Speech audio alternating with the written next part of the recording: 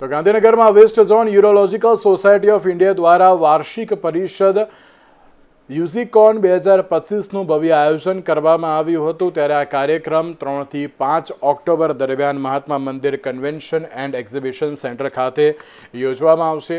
આ west zone યુરોલોજીકલ સોસાયટીમાં ગુજરાત, મહારાષ્ટ્ર, રાજસ્થાન, મધ્યપ્રદેશ અને ગોવામાં 5 રાજ્યોનો જે સમાવેશ પણ કરવામાં આવ્યો છે અને રાજ્યના યુરોલોજીકલ અને સાથે જ યુરોલોજિસ્ટ, સર્જન્સ અને દેશભરના પ્રખ્યાત નિષ્ણાતો આ વૈજ્ઞાનિક મંચનો ભાગ બનશે। આ કાર્યક્રમની શરૂઆત દીપ પ્રજ્વલિત કરીને કરવામાં આવી હતી।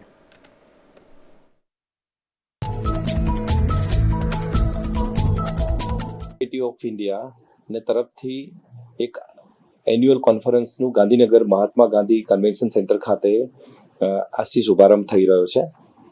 આ કોન્ફરન્સની અંદર કિડની, પથરી, પ્રોસ્ટેટ અને પેશાબને રોગોને લગતા નિષ્ણાત ડોક્ટર્સ લગભગ 700 થી વધારે આ કોન્ફરન્સમાં ભાગ લેશે। 6 જેટલી ઇન્ટરનેશનલ ફેકલ્ટીને પણ અમે આમાં ઇન્વાઇટ કરેલી છે। કોન્ફરન્સનો મુખ્ય હેતુ એ છે કે પેશાબને લગતા રોગો જે બાળકો, સ્ત્રીઓ અને પુરુષો તમામમાં થાય છે તેની અતિ આધુનિક સારવાર જેવી કે એન્ડોસ્કોપી, લેઝર કે રોબોટિક્સ એ વિશે વિસ્તૃત ચર્ચા કરવાનો છે અને એનો જે નિષ્કર્ષ નીકળે એ નિષ્કર્ષ આપણા દેશના સામાન્ય માણસ સુધી પહોંચી શકે અને એને સારામાં સારી સારવાર સસ્તામાં સસ્તી રીતે મળી શકે એ અમારો મુખ્ય ઉદ્દેશ રહેશે। આ કોન્ફરન્સનું ઉદ્ઘાટન આપણા માનનીય મુખ્યમંત્રી શ્રી ભૂપેન્દ્રભાઈ પટેલના હસ્તે આજે સાંજે કરવામાં આવશે। આ અમારી કોન્ફરન્સ છે એ 35મી એન્યુઅલ કોન્ફરન્સ છે અમારા west zone urology society of ઇન્ડિયાની। આ કોન્ફરન્સ કરવાના હેતુ એવા હોય છે કે આજે વર્લ્ડમાં ટેકનોલોજી આગળ વધતી જાય છે, એવી રીતે મેડિકલ સાયન્સમાં બી ટેકનોલોજી આગળ વધતી જાય છે।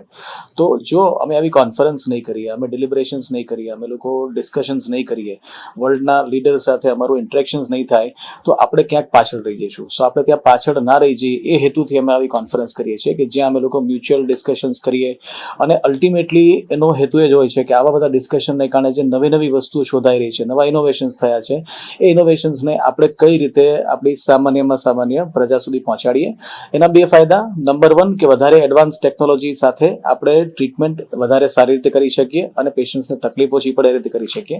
સાથે સાથે આવી કોન્ફરન્સ દ્વારા અમે લોકો અવેરનેસ સ્પ્રેડ કરી શકીએ કે જેથી કરીને અમુક રોગો છે કે જે પ્રિવેન્ટિવ છે કે જેને આપણે પ્રિવેન્ટ કરી શકીએ છીએ, તો એવા રોગોનું પ્રિવેન્શન કરીએ જેથી કરીને આપણને એ રોગ થાય જ નહીં।